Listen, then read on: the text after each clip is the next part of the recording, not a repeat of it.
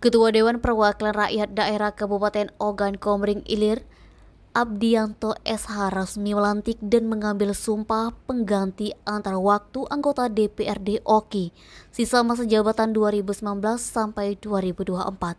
Fajar Yahya dari Partai Kebangkitan Bangsa. Pelantikan dan pengucapan sumpah berlangsung di ruang rapat paripurna DPRD Kabupaten OKI pada Selasa 19 Juli. Disaksikan sejumlah anggota DPRD Kabupaten OKI.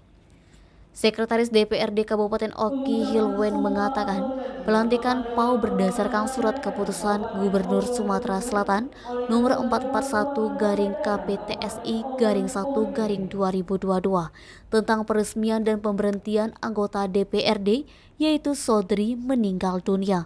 Masa jabatannya 2019 sampai 2022.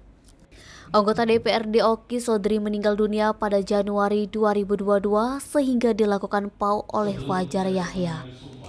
Ketua DPRD berpesan dengan telah disumpah janji kepada Tuhan maka harus ditepati dengan segala konsekuensinya. Jalankan tugas sebaik-baiknya. Rizkia, Sumeko TV melaporkan.